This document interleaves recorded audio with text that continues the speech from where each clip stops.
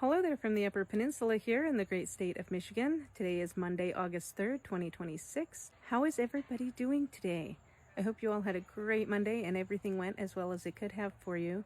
So, 4 years ago tonight is the last time I saw my brother alive. And before I continue, trigger warning for those that cannot talk about this kind of thing, because I think I just want to go off about it. I think I'm in a decent enough place that I can maybe get through this without falling apart. So if you cannot handle discussions about that kind of thing, please scroll on. So Pat was diagnosed with cancer in early 2022.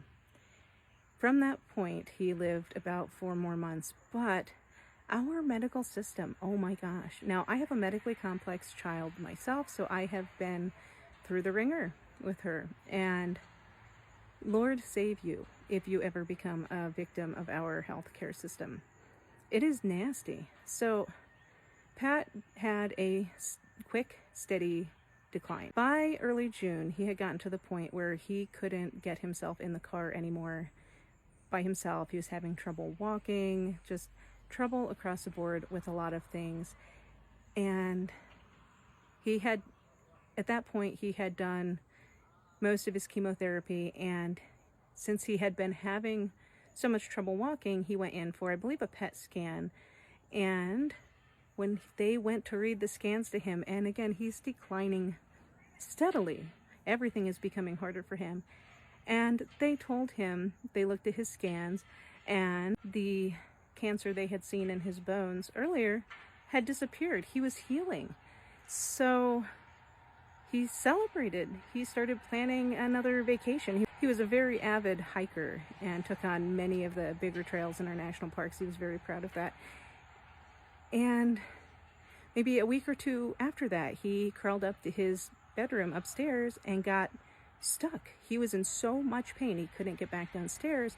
So they called an ambulance for him. And he came home on hospice and was gone 3 weeks later. It's sick. It's sick. Whose scans were they reading that day? Also,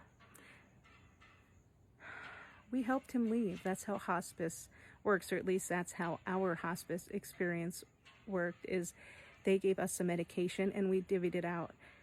And 4 years ago tonight, I was sent on a run to the pharmacy to get a big bag of more potent medication because he was in so much pain.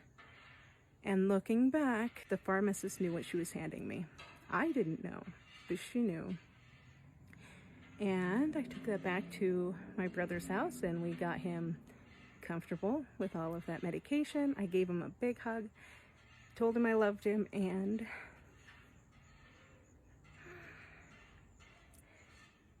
to hang in there, and I would see him tomorrow. And then I didn't. But that night, late that night, this would have been like 11 o'clock, hospice called and they said, we just want you to know that the medication that you administer tonight is more medication than the human body can handle. Why do they make us do that? And why don't they tell us? I would have done it anyway because that's what needed to happen. He was in so much pain, but I don't think about it every day anymore, but I still think about it a lot. And it messes you up. It does. I'm not sure what the solution to that would be. I'm sure it wouldn't be easy for the hospice people either, but man, oh man. It's one of those things that you never forget. I run that whole day through my head. Not as often as I used to, but more often than I probably should. Anyway, that is my story. I'm sure there are many, many, many of you out there that have a similar story, and if you feel like you need to vent it, let me hear it. I will listen. It's a very tough thing to have to go through. Yeah.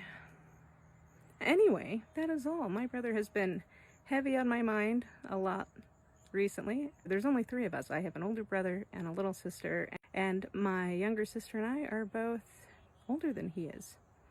We have lived more days on this earth than he had.